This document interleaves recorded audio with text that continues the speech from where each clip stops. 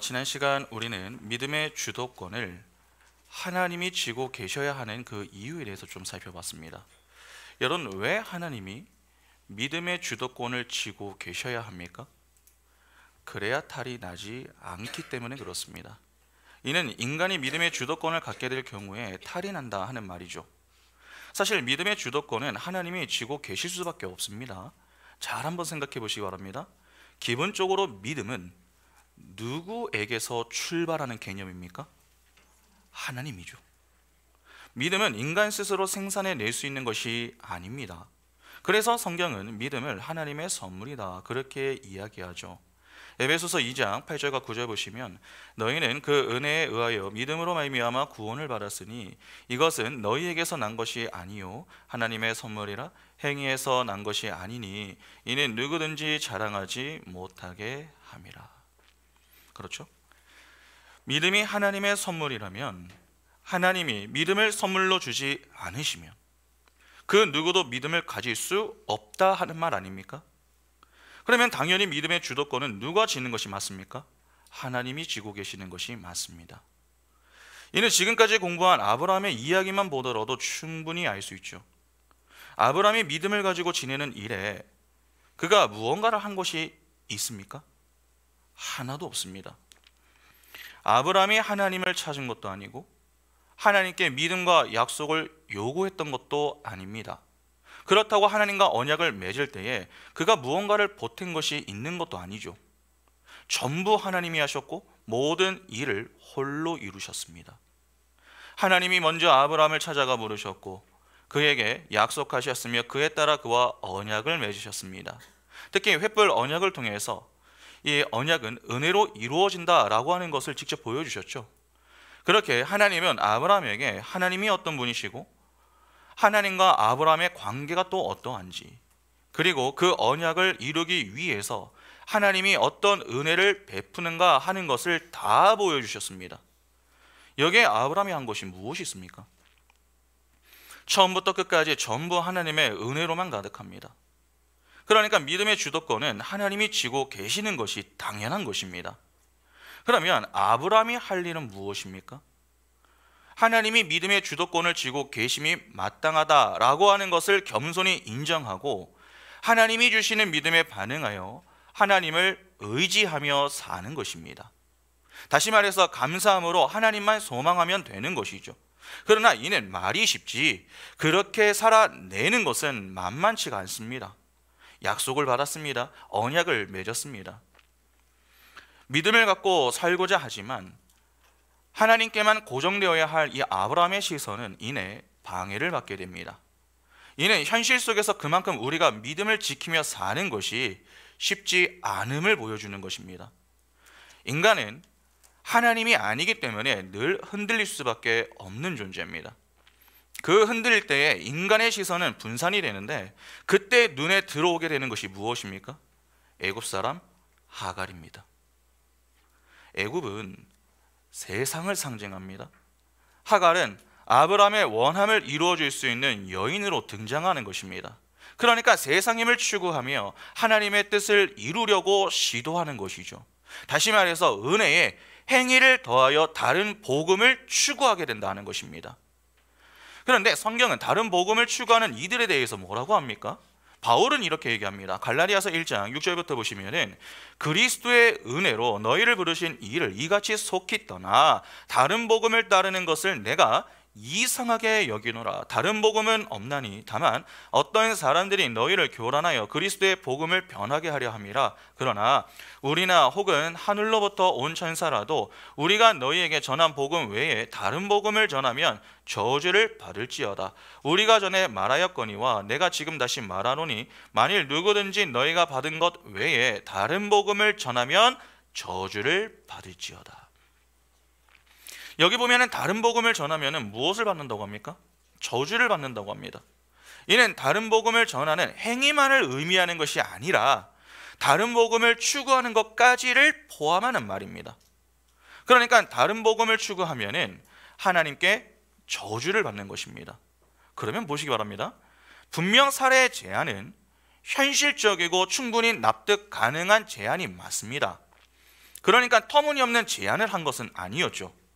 그러나 언약 백성으로 살아야 하는 이 아브라함에게는 매우 치명적인 제안이 됩니다. 소위 하나님의 저주를 받을 다른 복음을 전했던 것과 같은 것입니다. 다른 복음의 귀를 기울이자 은혜만 붙들며 살아야 할 그 두 사람이 어떻게 합니까? 그들의 눈에 들어오는 이 하갈을 통하여서 자녀를 낳으려고 합니다. 그들이 하갈을 통해 자녀를 얻으려고 하는 이유는 간단합니다. 이를 통해 하나님의 뜻을 이루어 드리자, 이것입니다. 참으로 기특한 모습처럼 보이지만 그것이 저주받을 모습이었던 것입니다. 이것이 바로 은혜를 떠난 죄인들이 믿음의 주도권을 쥐려고 하는 모습인 것입니다. 하나님이 아닌 인간이 믿음의 주도권을 쥐게 되면 반드시 은혜의 행위를 더하려고 합니다.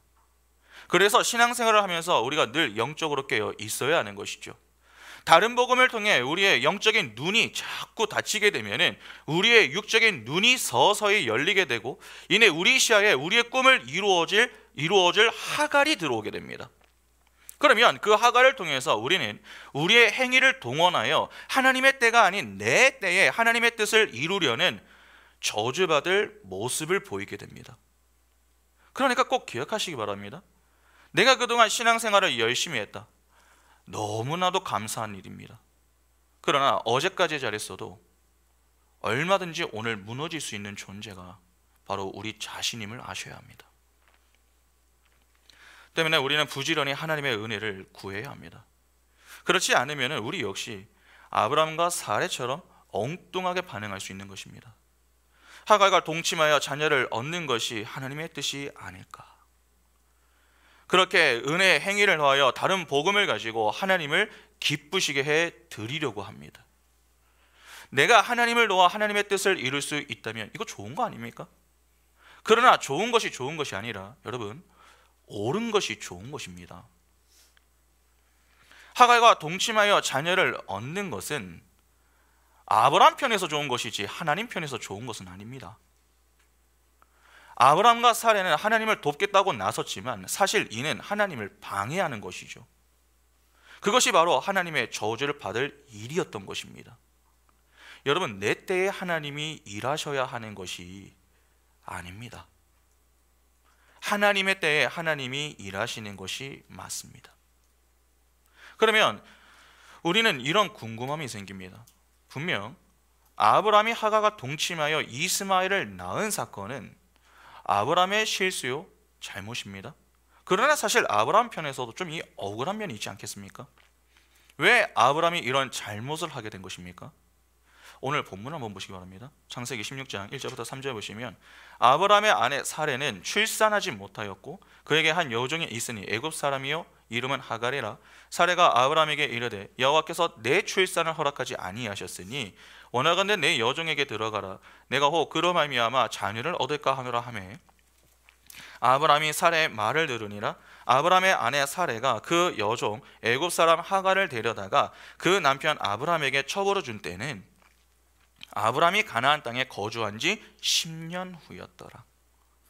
본문을 보면 해당 사건이 일어나게 된 이유가 나오죠.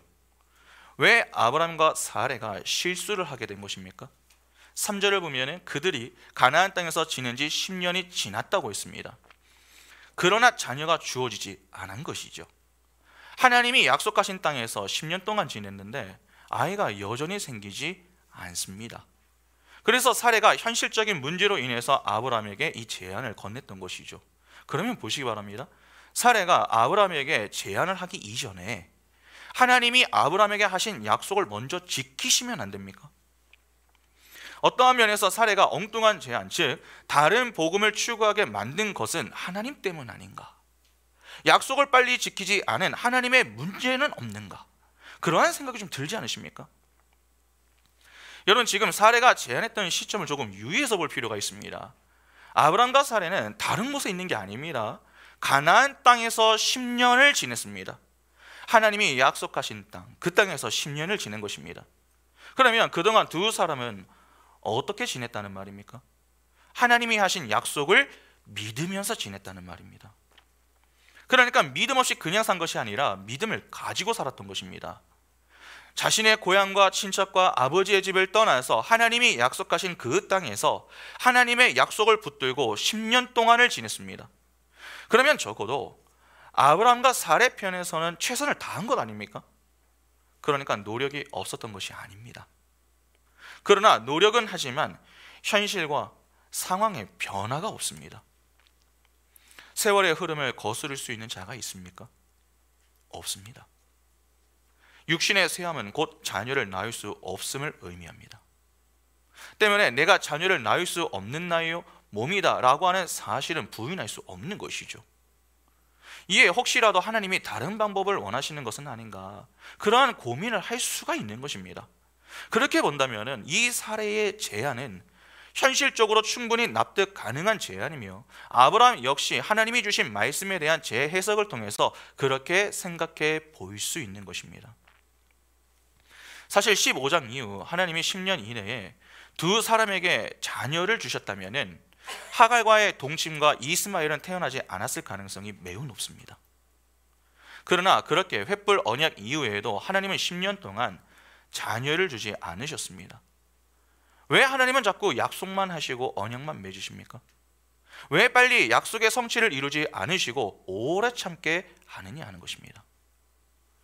여러분, 하나님은 그냥 일하시는 분이 아니라고 말씀드렸습니다. 철저한 계획 속에서 일하시는 분이십니다. 그러면 하나님이 아브라함과 사라에게 오랜 시간 인내하게 하시는 그 일에도 어떤 이유가 있는 것 아니겠습니까? 그 이유가 무엇입니까? 결론부터 말씀을 드리면 교회의 탄생을 교훈하기 위해서입니다. 지금 아브라함이 기다리고 있는 것이 무엇입니까? 하나님이 아브라함에게 무엇을 약속하셨습니까? 씨, 즉 자녀입니다. 이는 약속의 자손입니다. 지금까지 하나님이 아브라함에게 약속한 그 모든 내용은 이 땅의 것들이 아니지 않았습니까? 전부 하늘의 것이었습니다. 하나님이 아브라함에게 약속한 땅은 인간의 눈에 가시적으로 보이는 가나안 땅이 아닙니다. 자꾸 가나안 땅은 하나님이 약속하신 땅이기 때문에 좋은 땅이다, 그렇게 생각을 하는 경향이 있는데 그렇지가 않습니다. 만일 그렇다면 그 땅에 심한 기근이 되는 이유에 대해서는 어떻게 생각을 해야 합니까? 성경에서 기근은 하나님의 저주를 나타내지 않습니까? 하나님이 약속하신 땅에 어떻게 하나님의 저주를 내리십니까? 실제 하나님이 약속하신 땅에서 기근의 문제로 떠난 사건들이 종종 나오지 않습니까? 아브라함이 떠납니다. 야곱이 떠납니다. 그리고 나오미의 가족들까지 약속의 땅에서 지내다가 떠났습니다. 이를 어떻게 이해해야 합니까? 그러니까 이를 문자 그대로 해석하고 이해하는 것은 어려움이 있습니다. 하나님이 아브라함에게 약속하신 땅은 이 땅의 가나안이 아닙니다. 하나님의 나라입니다. 새 하늘과 새 땅, 즉 천국을 의미하는 것이죠. 그러면 땅이 그러하다면 씨는 어떠하겠습니까? 똑같습니다. 그래서 씨도 그냥 이 땅의 개념으로 이해하면 안 됩니다. 이미 우리는 이 내용을 다 확인했죠. 하나님이 아브라함에게 약속하신 그 씨, 즉 자손의 정체가 누구였습니까? 갈라디아서 3장 16절에서 바울은 바로 예수 그리스도다, 그렇게 이야기하지 않습니까? 그 예수를 통해 탄생하는 자들이 교회입니다. 그 교회를 두고 하늘에 셀 수 없는 별들이다, 그렇게 말씀을 하셨죠. 그러니까 아브라함은 약속의 자손을 기다리는 중입니다. 그러면 생각해 보시기 바랍니다. 하나님이 언약에 따라 우리를 위하여 보내주신 분이 예수 그리스도이십니다. 예수는 우리의 죄 문제를 해결하기 위해서 오신 분 아닙니까? 우리의 구원을 위해서 오셨습니다. 그런데 그분이 우리의 구원을 위해 왜 오셨습니까? 우리가 구원받을 수 있는 어떤 자격과 조건을 충족시켰기 때문입니까? 그렇지 않습니다. 오직 은혜로 오신 것입니다. 성경의 가르침이 그렇습니다. 그분은 은혜로 오셔서 은혜로 구원을 이루셨습니다. 그래서 우리의 구원은 무엇으로 주어졌다라고 합니까? 은혜의 선물로 주어졌다라고 합니다. 그 은혜의 선물로 구원받아 죄의 자리에서 다른 자리로 옮겨진 자들이 에클레시아, 바로 교회인 것입니다. 그러면 약속의 자녀로 오신 분이 예수입니다. 예수는 은혜로 오신 분이십니다. 그 예수에 의해서 탄생하는 자들이 교회입니다. 교회 역시 은혜로 탄생합니다. 그러니까 약속의 자녀인 교회의 탄생은 무엇으로 이루어지는 것입니까? 은혜로 이루어지는 것입니다. 교회는 오직 하나님의 은혜로만 말미암게 되는 것이지 우리 스스로의 노력이나 열심을 근거로 해서 탄생할 수가 있는 것이 아닙니다. 바로 이를 교훈하려고 하는 것입니다. 보통 자녀의 태어남은 행복과도 같습니다. 그러니까 행복과도 연결지어서 생각해 볼 수가 있겠죠. 하나님과 원수로 지내던 우리가 교회로 다시 거듭난다 라고 하는 것은 타락한 자들이 사망의 열매인 고통 속에서 참된 행복의 자리로 옮겨지는 것을 의미합니다. 구원은 죄로 인해 엉뚱한 행복을 추구하느라 고통 속에 빠진 자들이 하나님의 은혜로 참 행복의 자리로 회복하는 것이다, 그렇게 말할 수 있습니다. 잘 한번 생각해 보시기 바랍니다. 이 땅에 태어나는 모든 인간은 각자 나름 추구하는 행복이 있습니다. 어느 누구도 나는 불행해지고 싶다, 그렇게 불행을 추구하는 자들은요 없습니다. 누구나 나는 행복하고 싶다, 그렇게 여기면서 행복을 추구하죠. 이는 신앙생활의 여부를 떠나서 모든 이들이 다 똑같습니다. 모든 사람은 나름의 행복을 추구하고 그 행복에 이르기 위하여서 노력을 합니다. 그렇게 내가 생각하는 그 행복의 자리라는 정상에 오르는 것을 목적으로 삼으며 사는 것입니다. 예수를 믿는 자들과 예수를 믿지 않는 자들의 차이는 행복의 내용과 그 행복의 정상에 올라가기 위한 과정에서 발생하는 것입니다. 그러면 하나님의 은혜를 모르는 자들은 어떤 행복을 추구합니까? 하나님을 떠난 자들이 어떻게 지내죠? 죄로 타락한 죄인들이 갖고 있는 고질병이 무엇입니까? 지나친 자기애 아닙니까? 나를 가장 사랑하는 것입니다. 나를 가장 사랑하는 사람이 추구하는 것이 무엇이겠습니까? 내가 행복한 것이죠. 그래서 하나님의 품에서 유기된 자들, 즉 하나님의 은혜를 모르는 자들은 자신들의 행복을 자기들의 힘과 세상 것들을 의지하여서 찾으려고 합니다. 반면에 하나님의 품에 있는 자들, 즉 하나님의 은혜를 아는 자들은 진짜 행복은 오직 예수 그리스도를 믿고 그분께 순종하는 것에서 찾을 수 있음을 알고 예수만을 의지합니다. 그러니까 행복을 추구하는 행복의 성격이 완전히 다른 것이죠. 성도는 하나님을 사랑하고 이웃을 사랑하느라 자신을 희생하며 살면서 하늘나라의 행복을 맛보게 되지만, 세상 사람들은 다른 이들을 밟아 자신의 욕심이 채워지는 만큼 행복해야 합니다.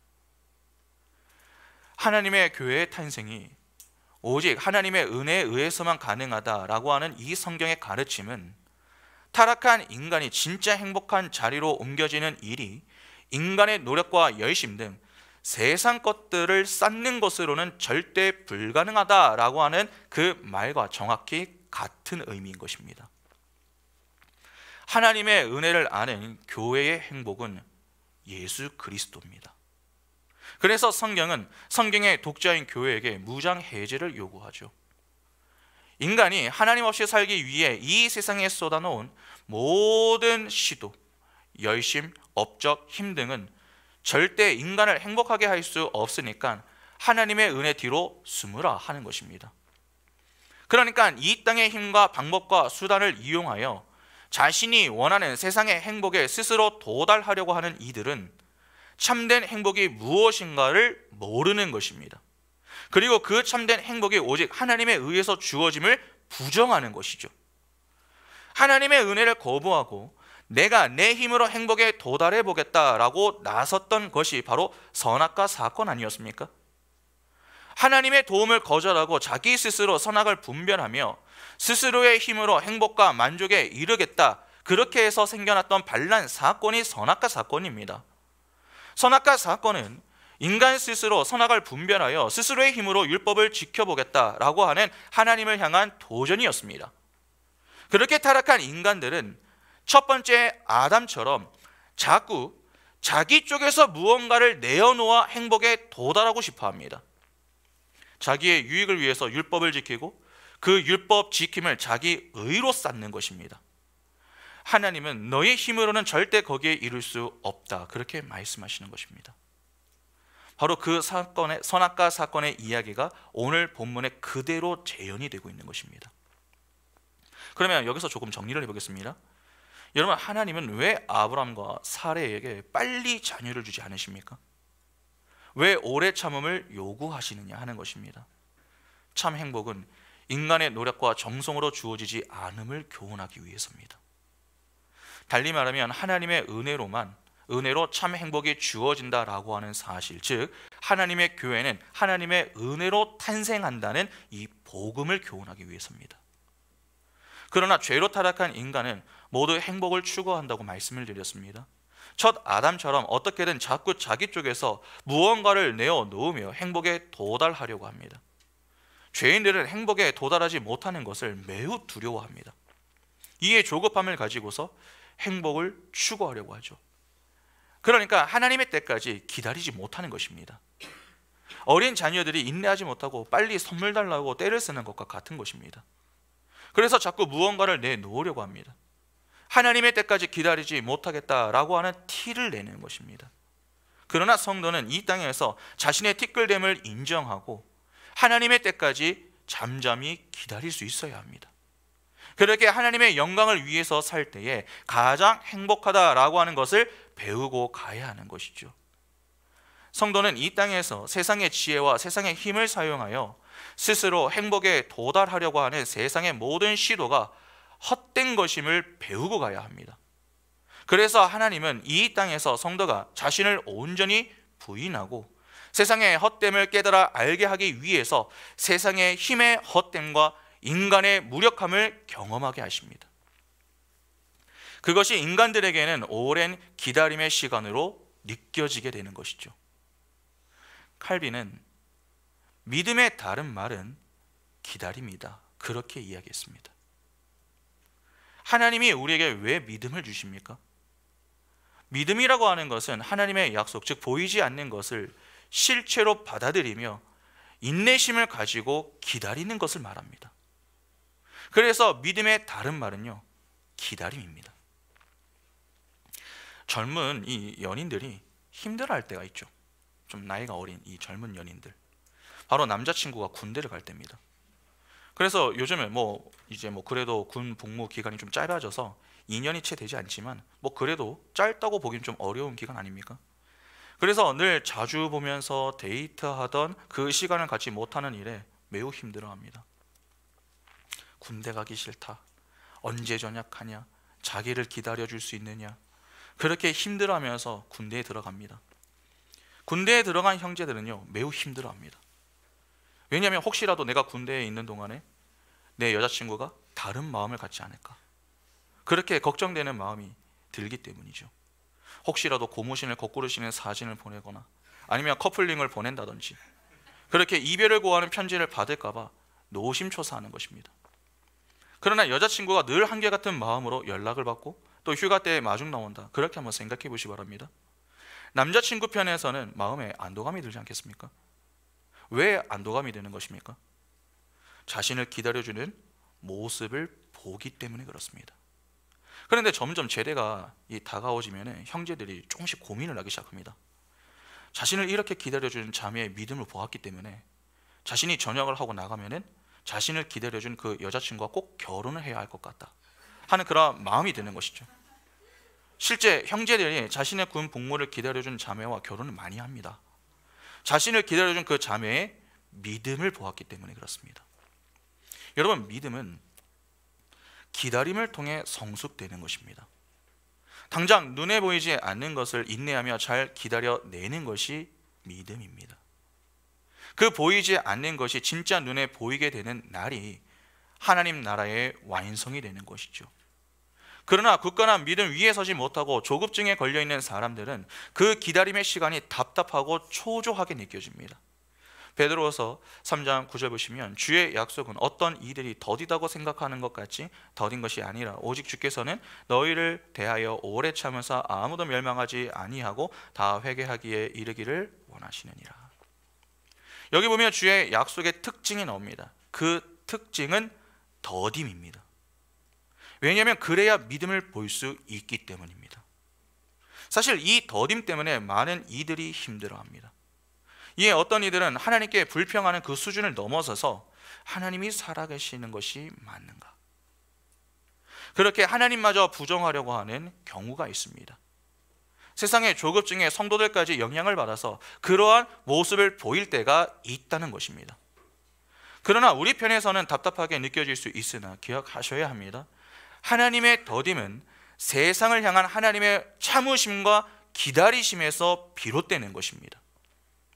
창세전에 택함을 받은 모든 주의 백성들이 하나님의 백성으로 잘 성장하고 완성되어 하나님 품에서 자유롭게 거할 수 있도록 하나님이 정해놓으신 때에 그분의 일을 이루시는 것입니다. 그래서 역사는 하나님의 기다림의 시간이다, 그렇게 표현해도 결코 틀리지 않습니다. 이러한 하나님의 기다림은 성도의 기다림을 수반하는 것입니다. 그러니까 참된 행복은 오랜 기다림을 지나 우리에게 주어지는 것입니다. 이는 기다림 없는 행복은 없다는 말입니다. 성도는 기다림 속에서 조급한 마음에 자꾸 세상 행복들로 행복을 대체하려고 하면 안 됩니다. 우리는 우리의 꾀로 우리가 원하는 행복의 응답을 인위적으로 만들어내려고 하는 조급한 행동에서 벗어나야 하는 것입니다. 사실 아브라함 편에서는 힘든 시간을 보내고 있는 것이 맞습니다. 횃불 언약 후에도 하나님은 한참을 침묵하셨습니다. 자녀를 주겠다고 하는 약속만 주시고 그냥 조용히 계셨던 것입니다. 아무리 약속을 받았다라고 해도 하나님의 침묵 속에서 흐르는 상황은 이 아브라함을 초조하게 만들기 충분한 것입니다. 그러나 그래도 성도는 하나님의 약속을 믿고 그 침묵 속에서 기다려야 하는 것입니다. 왜냐하면 그것이 믿음이기 때문이죠. 그러면 일단 하나님께서 아브라함에게 오래 참음을 요구하시는 이유는 확인을 했습니다. 하나님의 의도는 알겠다는 것이죠. 그런데 아마 누군가는 이런 생각이 들지 모르겠습니다. 만일 그렇다면 하나님께서 살짝 이 아브라함에게 찾아오셔서 아브라함아, 내가 다 이유가 있어서 그러는 거니까 너는 나의 때까지 흔들리지 말고 믿음으로 인내해라, 그렇게 말씀이라도 좀 주시면 좋지 않을까, 그러한 생각이 또 들 수 있는 것이죠. 야고보서 1장 3절부터 8절을 한번 보시기 바랍니다. 이는 너희 믿음의 시련이 인내를 만들어내는 줄 너희가 알미라. 인내를 온전히 이루라. 이는 너희로 온전하고 구비하여 조금도 부족함이 없게 하려 함이라. 너희 중에 누구든지 지혜가 부족하거든 모든 사람에게 후히 주시고 꾸짖지 아니하시는 하나님께 구하라. 그리하면 주시리라. 오직 믿음으로 구하고 조금도 의심하지 말라. 의심하는 자는 마치 바람에 밀려 요동하는 바다 물결 같으니 이런 사람은 무엇이든지 주께 얻기를 생각하지 말라. 두 마음을 품어 모든 일에 정함이 없는 자로다.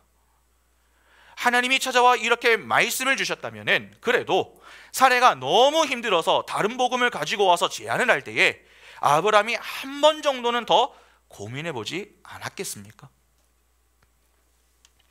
그러나 하나님은 15장의 언약 체결 이후 10년 동안 아무 말씀이 없으셨습니다. 그냥 아브라함이 하갈과 동침하여 이스마엘을 얻도록 가만히 내버려 두셨습니다. 여러분, 하나님은 전지전능하신 분이시고 무소부재하신 분이십니다. 그분이 그 자리에 안 계셨겠습니까? 사례의 의도와 아브라함의 마음을 모르시겠습니까? 왜 알고 계시는데도 가만히 침묵하십니까? 이 역시 의도가 있기 때문입니다. 지금 아브라함은 약속의 자손을 기다리고 있습니다. 그 약속은 은혜로 주어지는 것이다, 그렇게 말씀을 드렸습니다. 그러나 은혜에서 멀어지는 그 순간, 다시 말해서 은혜의 자리에서 이탈하는 순간 어떻게 됩니까? 은혜와 대조를 이루는 것이 무엇이죠? 율법, 즉 행위죠. 하나님은 그분의 은혜로 참 행복의 자리로 자기 백성을 인도하십니다. 그 과정으로 하나님은 오래 참음을 요구하십니다. 그러나 이를 참지 못하고 은혜에서 행위로 눈을 돌리는 순간 율법의 행위로 행복을 추구하게 됩니다. 그러니까 행복이라고 하는 자리에 도달하는 과정은 크게 두 가지의 방법으로 나뉘게 되는 것입니다. 하나님의 은혜로 향하는 방법이 있고 율법의 행위로 향하는 방법이 있는 것입니다. 그러면 무엇이 은혜로 행복에 도달하는 것이고 무엇이 율법의 행위로 행복에 도달하는 것인지 어떻게 합니까? 그럼 알 수 있습니까? 말로 하면 알 수 있습니까? 그냥 가만히 쳐다만 보고 계시는데 알 수 있나요? 말로? 없잖아요. 그래서 해당 사건이 등장하는 것입니다. 아브라함이 사례의 말을 듣고 하갈과 동침하여 이스마엘을 낳았습니다. 이는 그냥 육적으로 자녀를 낳았다, 끝! 이것이 아니라 이 사건 속에 어떤 의미가 담겨 있는 것입니다. 그 내용이 갈라디아서에 나오죠. 갈라디아서 4장 21절부터 31절을 보시면은 내게 말하라, 율법 아래에 있고자 하는 자들아, 율법을 듣지 못하였느냐? 기록된 바 아브라함에게는 두 아들이 있으니 하나는 여종에게서 하나는 자유 있는 여자에게서 났다 하였으며, 여종에게서는 육체를 따라 났고 자유 있는 여자에게서는 약속으로 말미암았느니라. 이것은 비유니 이 여자들은 두 언약이라. 하나는 신의 산으로부터 종을 낳은 자니 곧 하갈이라. 이 하갈은 아라비아에 있는 신의 산으로서 지금 있는 예루살렘과 같은 곳이니 그가 그 자녀들과 더불어 종노릇하고, 오직 위에 있는 예루살렘은 자유자니 곧 우리 어머니라. 기록된 바 잉태하지 못한 자여 즐거워하라, 상고를 모르는 자여 소리질러 외치라. 이는 홀로 사는 자의 자녀가 남편 있는 자의 자녀보다 많음이라 하였으니, 형제들아 너희는 이삭과 같이 약속의 자녀라. 그러나 그때 육체를 따라 난 자가 성령을 따라 난 자를 박해한 것 같이 이제도 그러하니라. 그러나 성경이 무엇을 말하느냐? 여종과 그 아들을 내쫓으라. 여종의 아들이 자유 있는 여자의 아들과 더불어 유업을 얻지 못하리라 하였느니라. 그런즉 형제들아 우리는 여종의 자녀가 아니요 자유 있는 여자의 자녀니라. 여기 보면 두 아들이 나오고 두 여인이 나옵니다. 두 아들이 이스마엘과 이삭이고 두 여인이 하갈과 사라입니다. 그런데 방금 읽은 내용을 보면 바울이 뭐라고 합니까? 하갈이 낳은 이스마엘은 육체를 따라 낳았다라고 하고, 사라가 낳은 이삭은 약속을 따라 낳았다라고 합니다. 그러니까 지금 바울은 사라와 하갈 그리고 이삭과 이스마엘의 이야기를 통해서 율법, 즉 인간의 행위로 행복에 이르려고 하는 자들과 오직 하나님의 은혜로만 행복의 근원을 삼는 교회의 이야기를 다루고 있는 것입니다. 교회는 오직 하나님의 은혜로만 나는 것이라고 말씀드렸습니다. 그러면 인간의 행위, 즉 율법으로는 안 된다라고 하는 것을 보여주는 내용이 필요한 것 아닙니까? 그래서 하갈과 이스마엘이 이 내용의 설명을 위한 장치, 즉 복음을 설명하기 위한 자들로 등장하는 것입니다. 여러분, 우리가 오해하지 말아야 할 게 있습니다. 하나님은 우리의 실수 또는 방해에 영향을 받으시는 그러한 분이 아닙니다. 아무리 우리가 반기를 들어도 하나님의 뜻을 꺾지는 못합니다. 종종 우리는 우리 인생 속에서 우리가 하는 실수와 우리의 넘어짐 또는 우리의 잘못 때문에 하나님의 뜻이 이루어지지 않으면 어떻게 하는가, 그렇게 걱정을 합니다. 그러나 그러한 걱정을 할 필요가 없습니다. 잘못을 계속해도 된다고 하는 말이 아닙니다. 하나님은 우리의 잘못된 선택과 우리의 실수 그리고 우리의 넘어짐까지도 다 그분의 뜻을 이루시는 그 일에 사용을 하십니다. 합력하여 선을 이루시는 분이십니다. 그러니까 우리는 우리가 실수를 할 때마다, 넘어질 때마다 야 나는 이제 안 되나 보다, 야 나는 신앙이 없나 보다, 그렇게 신앙의 회의감을 갖고 하나님을 떠날 생각을 하는 것이 아니라 오히려 겸손히 자신의 실존을 인정하고 하나님의 은혜를 구하는 자리로 향하면 되는 것입니다. 그래서 저에게는 하나님의 은혜가 필요합니다. 이 고백이 있으면 되는 것이죠. 실수와 넘어짐이 문제가 아닙니다. 우리는 일평생 그 문제로 고민하면서 살아야 하는 자들입니다.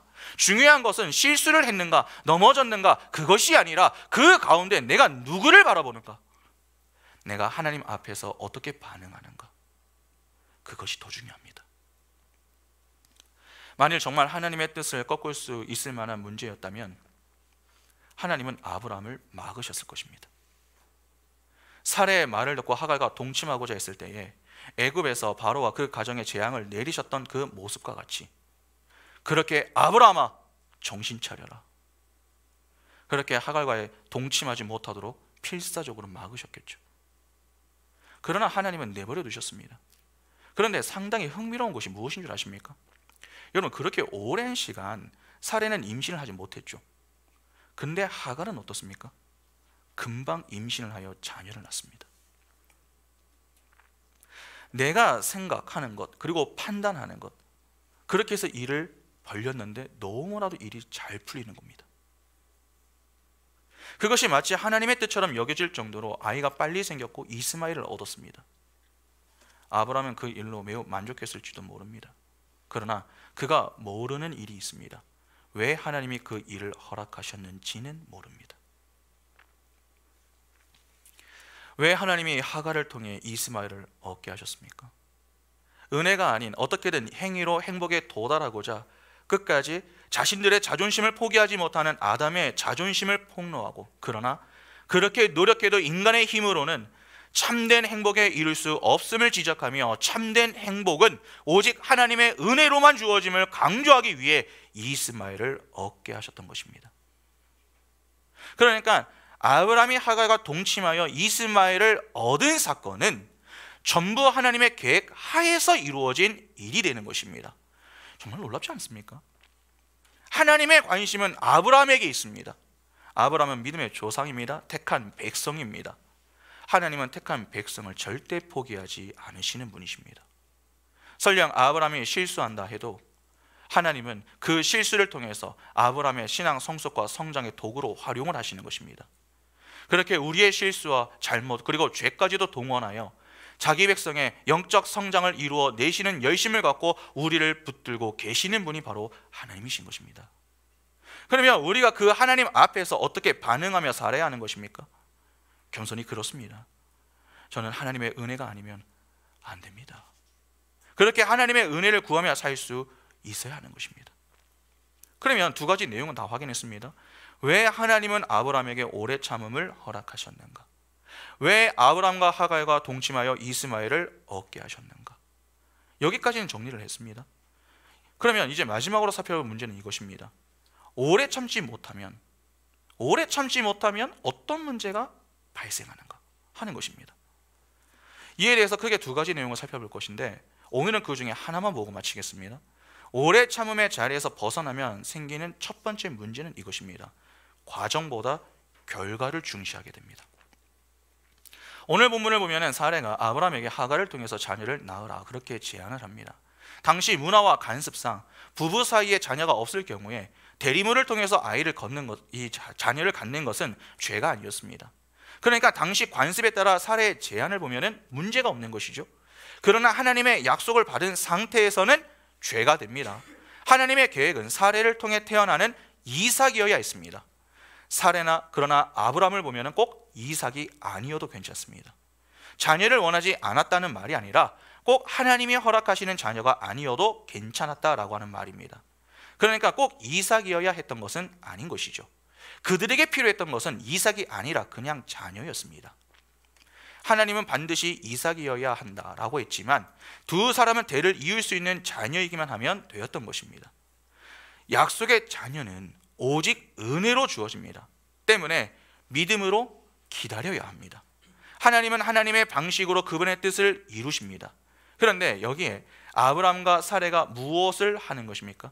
재해석을 시도하는 것이죠. 사레는 상황에 대한 해석을 시도하였고 아브라함은 하나님이 주신 약속에 대한 재해석을 시도했습니다. 이 시도를 유의해서 좀 볼 필요가 있습니다. 하나님은 택한 자기 백성을 불러내십니다. 어디에서 불러내시죠? 죄의 자리에서 불러내십니다. 바로 인본주의로 가득한 그 자리에서 건져내시는 것입니다. 내가 내 마음대로 살던 그 자리에서 옮겨지는 것이죠. 그러면 인본주의에서 이제는 어디로 향하게 되는 것입니까? 신본주의로 향하게 되는 것입니다. 하나님이 하나님 마음대로 우리를 이끌고 가시는 그 자리로 옮겨지는 것입니다. 그러니까 우리는 내가 내 마음대로 사고하고 판단하고 결정하던 그 자리에서 점점 그러한 것들을 차압당하고 하나님이 원하시는 방식대로 살아가는 그러한 자리로 향하게 되는 것입니다. 하나님이 요구하시는 원리는 믿음의 원리입니다. 그래서 구원한 자기 백성에게 믿음을 주신 것 아닙니까? 객관적 믿음에서 주관적 믿음을 발휘하여 순종하게 하시는 것입니다. 우리가 우리 스스로 믿음을 가질 수도 없고 믿음을 유지하거나 성장시킬 수도 없습니다. 그래서 하나님이 이를 위하여 하게 하신 것이 무엇입니까? 기도입니다. 신앙생활을 하는 신앙생활하는 우리는 믿음으로 산다라고 하는 말을 참 많이 하죠. 그러면 제가 한번 여쭤볼까요? 여러분, 믿음으로 산다라고 하는 말의 의미가 무엇입니까? 믿음으로 산다. 우리는 믿음으로 산다라는 말을 많이 하지 않습니까? 크게 두 가지의 의미가 담겨 있습니다. 첫째, 기도한다. 둘째, 생각을 변화시킨다는 것입니다. 우리가 기도하는 이유를 잘 한번 생각해 보시기 바랍니다. 우리가 왜 기도하죠? 왜 기도합니까? 내게 주어진 하나님의 뜻을 잘 헤아려 그 뜻을 다시 하나님께로 돌리기 위해서 하는 것입니다. 다시 말해서 하나님의 뜻을 이해하여 하나님의 약속을 더 확신하고 인내하기 위해서 하는 것입니다. 우리의 신앙생활에는 반드시 기도 생활이 있어야 합니다. 그 기도 생활 없이는 오래 참을 수가 없습니다. 우리는 그렇게 기도 생활과 그로 인한 신앙생활을 통해서 하나님이 목적하신 목적지까지 걸어가야 하는 자들입니다. 하나님이 그렇게 우리를 인도해 가시기 때문이죠. 그런데 우리는 그 과정 속에서 무엇을 시도하는 것입니까? 하나님을 내 사고의 틀 안에 가두어 놓고서 내가 편한 방식대로 해석을 자꾸 시도하려고 하는 것입니다. 처음에는 열심히 해봅니다. 그러나 내가 해보다가 안 되면은 하나님도 안 될 것이다, 그렇게 여기는 것입니다.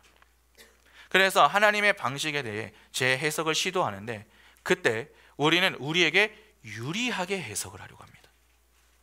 아브라함과 사레가 지금 그러한 것 아닙니까? 10년을 가나안 땅에 머물렀는데 여전히 자녀에 관한 소식은 깜깜무소식입니다. 자녀가 주어질 기미가 보이질 않습니다. 그러면 어떻게 해야 합니까? 그래도 기다려야 하는가? 아니면 하나님이 다른 방법을 원하시는 것은 아닌가? 그렇게 고민하며 다른 방법을 찾아봐야 하는가? 그렇게 생각이 좀 들지 않겠습니까? 그러한 사고에서 시작하여 어떻게든 하나님의 뜻을 성취해 드리는 것이 좋겠다, 그쪽으로 향하게 됩니다. 그렇게 추론하고 합리적인 사고를 하게 되는데 그것이 불신앙의 전형인 것입니다. 신앙생활을 하면서 가끔 합리주의를 추구하는 그러한 분들이 있죠. 합리적인 것을 추구하는 것입니다. 그러나 그렇게 하나님을 믿으려고 하면은 하나님을 믿을 수가 없습니다. 지금 하나님은 의도를 가지고 자녀를 허락하지 않고 계시는 중입니다. 죄로 타락한 아담들이 끝까지 내려놓지 못하는 그 자존심을 완전히 내려놓게 만들어서 불가능의 상태로 만든 이후에 자녀를 주시려고 지금 기다리고 계시는 중입니다. 인간이 불가능한 상태가 된다라고 하는 것은 결국 하나님만이 하실 수 있다 하는 말 아닙니까? 우리가 착각하지 말아야 하는 것이 있습니다. 하나님은 우리의 소원 성취를 이루어 주시는 분이 아닙니다. 우리는 자꾸 우리가 기도해서 어떤 결과물이 있어야만, 다시 말해서 성취를 통해서만 하나님이 드러나신다, 그렇게 생각을 하려고 합니다. 그러나 그렇지 않습니다.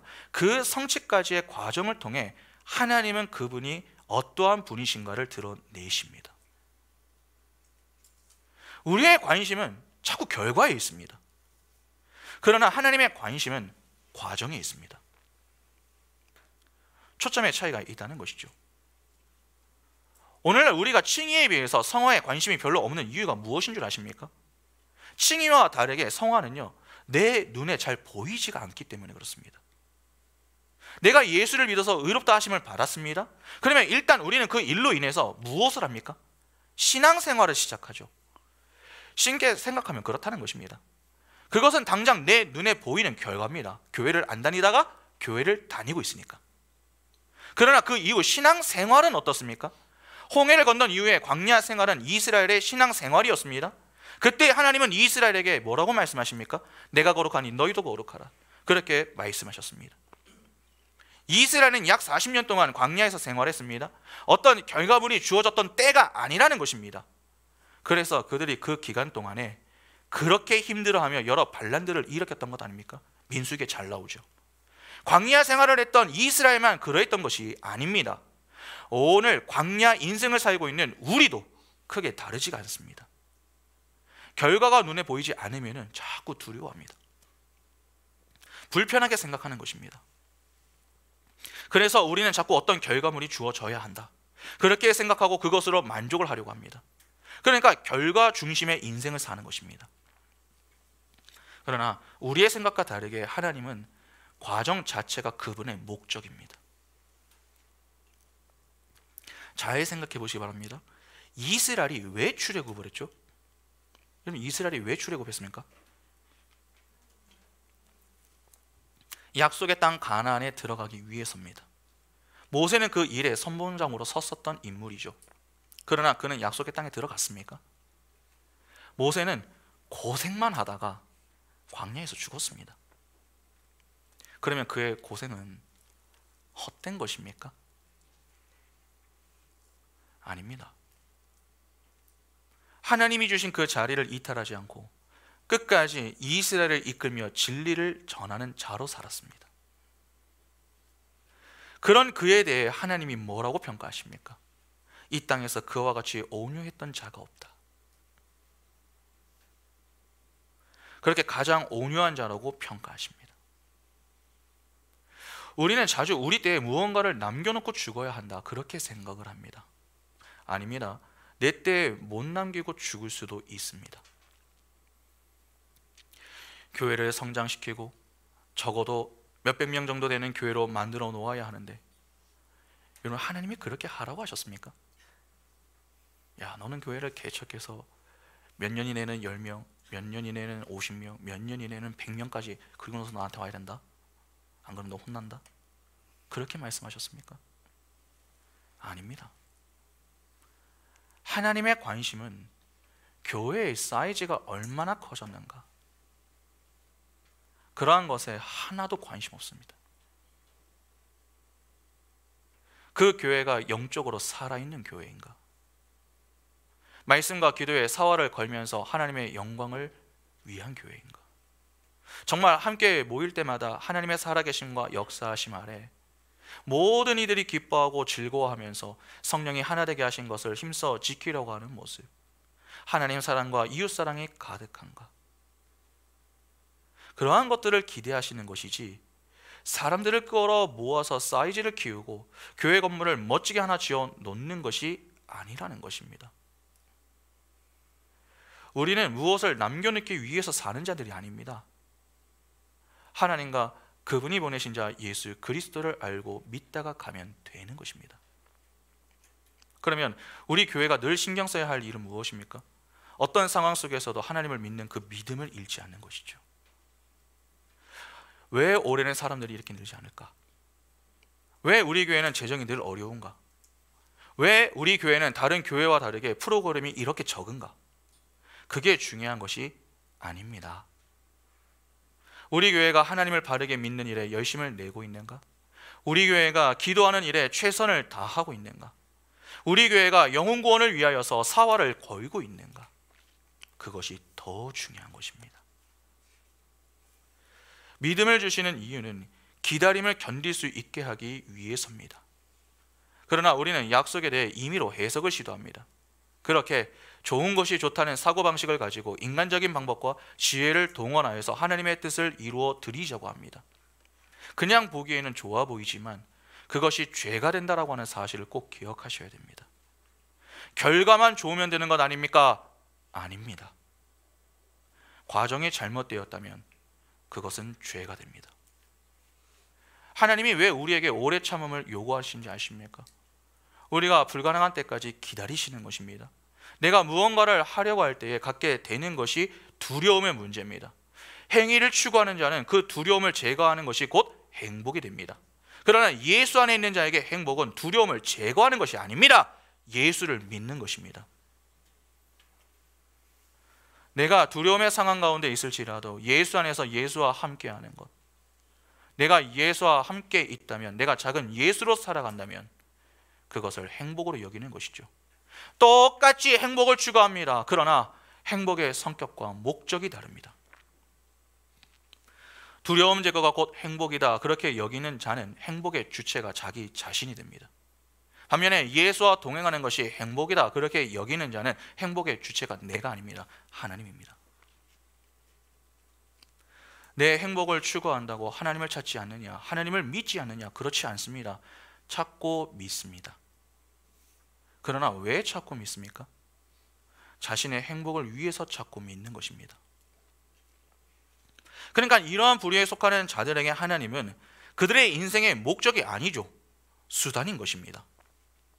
내 행복을 위한 수단, 내 행복을 이루어 주셔야 하는 분, 도움을 주셔야 하는 그러한 분이 되는 것입니다. 지니처럼요. 그러면 내 행복을 위해 그러한 사람들, 주로 잘 보이려고 합니다. 사람들에게는 잘 보이려고 하는 것이죠. 내 기특한 행위를 통해서 하나님의 마음을 움직이겠다, 그렇게 여기는 것입니다. 보좌를 흔드는 기도, 금식 기도 등 오늘날 그러한 모습들이 얼마나 많습니까? 정성을 다합니다. 겉으로 보면 대단해 보이죠. 그러나 속은 어떻습니까? 저 안 주면 굶어 죽을 겁니다. 이거 아닙니까? 여러분, 이들의 관심은요, 결과입니다. 결과. 좋은 결과가 있어야 한다, 그렇게 여깁니다. 그래서 수단과 방법은 크게 신경 쓰지 않습니다. 결과만 좋으면 되는 것입니다. 그런데 하나님은 결과만 좋으면 다 된다고 여기지 않으십니다. 과정도 중요하다고 말씀하십니다. 아무리 결과가 좋아도 과정이 잘못되면 하나님의 책망이 주어집니다. 성도는 결과 중심적인 인생을 사는 자가 아니라 과정 중심적인 인생을 사는 자들입니다. 만약에 결과 중심적인 것에 관심을 하나님께서 두셨다면, 여러분, 하나님은 어떻게든 빨리 광야를 지나서 이스라엘을 광야에 지나서 가나안 땅에 들어가게 하셔야 하는 것 아닙니까? 그러나 하나님은 가나안 땅을 약속하시고 이스라엘을 어떻게 하셨습니까? 약 40년, 즉 한 세대 동안 광야에서 지내게 하셨습니다. 그 광야 생활 동안에 하나님이 끊임없이 교훈하셨던 것이 무엇이었습니까? 아까 말씀드렸죠. 거룩함입니다. 내가 거룩하니 너희도 거룩하라. 왜 거룩함을 가르치십니까? 그들이 들어갈 땅, 즉 하나님이 약속하신 그 땅은 그냥 이 땅의 가나안 땅이 아니라 하나님이 계신 땅이기 때문에 그렇습니다.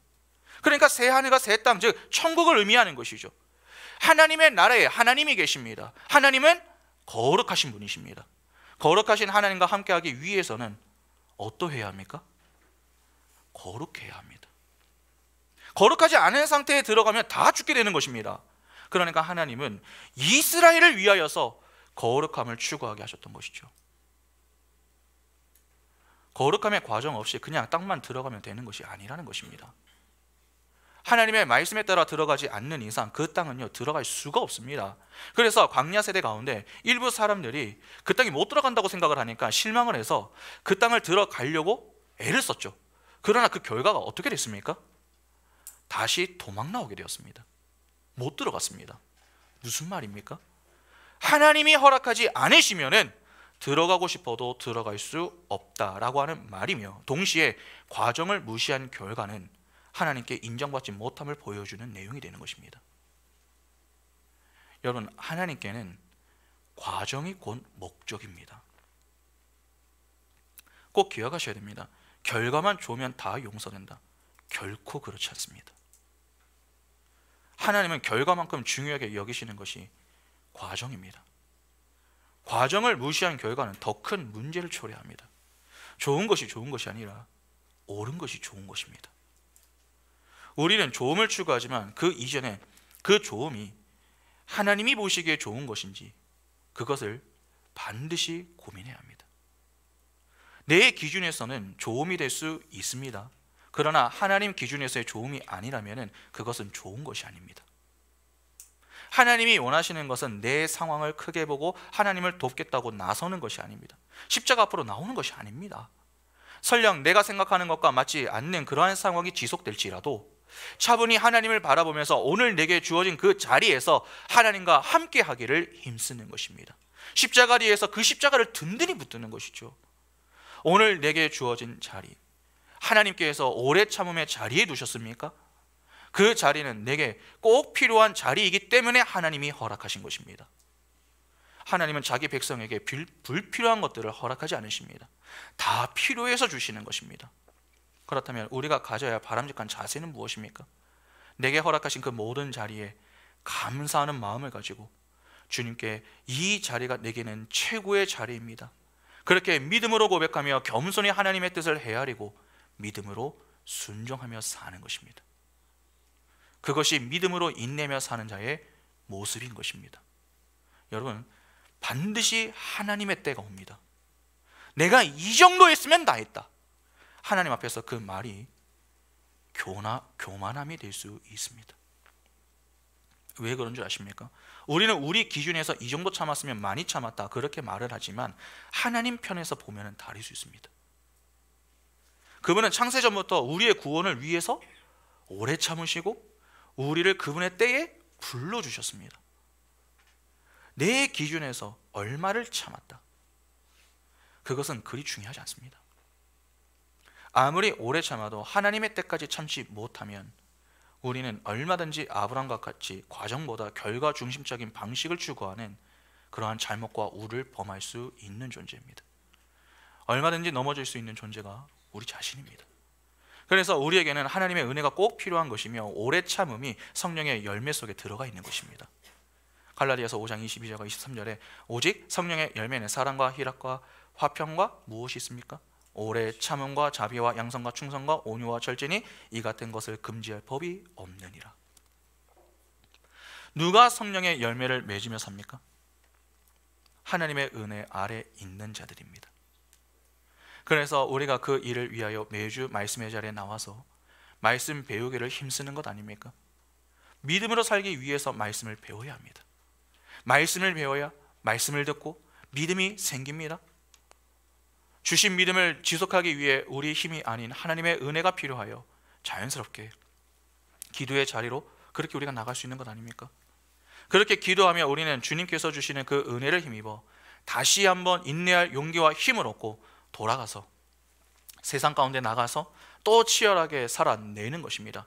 여러분, 우리가 사는 것이 아닙니다. 살아내는 것입니다. 믿음으로 살아낸다 라고 하는 것 정말 쉽지 않습니다. 어떠한 경우 그렇게 살아내기 위한 수고와 노력으로 인해서 우리의 몸과 마음은 만신창이 아니 피투성이가 되어 있을 수도 있습니다. 그러나 하나님은 그런 우리를 향해서 이렇게 말씀하십니다. 에스겔 16장 6절에 내가 내 곁으로 지나갈 때에 내가 피투성이가 되어 발짓하는 것을 보고 내게 이르기를 너는 피투성이라도 살아있으라. 다시 이르기를 너는 피투성이라도 살아있으라 하고. 우리는 이렇게 매주 치열한 영적 싸움을 치르며 믿음으로 살고 있는 것입니다. 다르게 표현하면 인내의 삶을 살고 있는 것이죠. 인내의 과정을 지나는 것은 힘들고 때때로 죽고 싶은 마음이 들지만 나중에 그렇게 속을 썩이던 여러분 자녀들을 한번 생각해 보십시오. 자녀들이 변화되는 그런 모습을 볼 때면은 부모님들의 마음이 어떻습니까? 야, 그래도 내가 저 때에 인내하기를 참 잘했다. 그러한 마음이 드시는 것 아닙니까? 그렇게 하나님은 믿음으로 인내하며 사는 우리의 인생에 하나님의 때에 하나님의 상급으로 위로하십니다. 그때를 바라보며 믿음으로 오늘 하루를 살아내기만 하면 되는 것입니다. 먼 미래를 생각할 것 없습니다. 오늘 최선을 다하면 됩니다. 베드로의 권면을 보고 마치겠습니다. 베드로후서 3장 8절부터 18절 보시면 사랑하는 자들아 주께는 하루가 몇 년이다 됩니까? 1000년 같고 1000년이 하루 같다는 이 한 가지를 잊지 말라. 그러니까 하나님하고 우리는 게임이 안 되는 거죠. 주의 약속은 어떤 이들이 더디다고 생각하는 것 같이 더딘 것이 아니라 오직 주께서는 너희를 위하여 오래 참으사 아무도 멸망하지 아니하고 다 회개하기에 이르기를 원하시느니라.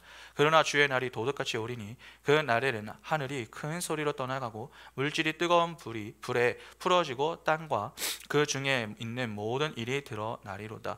이 모든 것이 이렇게 풀어지리니 너희가 어떠한 사람이 되어야 마땅하냐. 거룩한 행실과 경건함으로 하나님의 날이 임하기를 바라보고 간절히 사모하라. 그 날에 하늘이 불에 타서 풀어지고 물질이 뜨거운 불에 녹아지려니와 우리는 그의 약속대로 의가 있는 곳인 새 하늘과 새 땅을 바라보도다. 그러므로 사랑하는 자들아 너희가 이것을 바라보나니 주 앞에서 점도 없고 흠도 없이 평강 가운데 나타나기를 힘쓰라. 또 우리 주의 오래 참으심이 구원이 될 줄로 여기라. 우리가 사랑하는 형제 바울도 그 받은 지혜대로 너희에게 이같이 썼고 또 그 모든 편지에도 이런 일에 관하여 말하였으되 그 중에 알기 어려운 것이 더러 있으니 무식한 자들과 굳세지 못한 자들이 다른 성경과 같이 그것도 억지로 풀다가 스스로 멸망에 이르느니라. 그러므로 사랑하는 자들아 너희가 이것을 미리 알았은즉 무법한 자들의 미혹에 이끌려 너희가 굳센 데서 떨어질까 삼가라. 오직 우리 주 곧 구주 예수 그리스도의 은혜와 그를 아는 지식에서 자라가라. 영광이 이제와 영원 날까지 그에게 있을지어다. 하나님이 왜 우리에게 오래 참음의 사건을 그러한 시간들을 허락하십니까? 우리의 믿음을 성장하고 성숙하게 만들기 위해서입니다. 우리를 위한 그 시간을 너무 힘들게만 생각하지 마시기 바랍니다. 믿음의 성장과 성숙은 곧 인내의 온전함으로 향하는 것 아닙니까? 그 인내의 온전함 뒤에 우리에게 주어지는 것이 생명의 면류관입니다. 생명의 약속을 은혜로 이루시기 위하여서 지금도 쉬지 않으시고 일하시는 그 하나님이 오늘 우리를 든든히 붙들고 계십니다. 자꾸 힘이 들어 하나님이 아닌 다른 것을 바라보고자 하는 그러한 마음이 들 때마다 잠잠히 그리고 겸손히 믿음의 눈을 열고 은혜로 난을 붙들고 계시는 하나님, 오래 참음의 열매를 맺게 하시며 믿음으로 이 시간을 또한 견디고 지나가게 하시는 그 하나님의 열심을 바라보시기 바랍니다. 그리하여 인내의 온전함을 통해서 끝내 생명의 멸류관을 받아 누리는 그 복의 자리에 우리가 함께 설 수 있는 복이 우리 인생에 늘 충만할 수 있기를 간절히 소망합니다. 함께 찬양하겠습니다.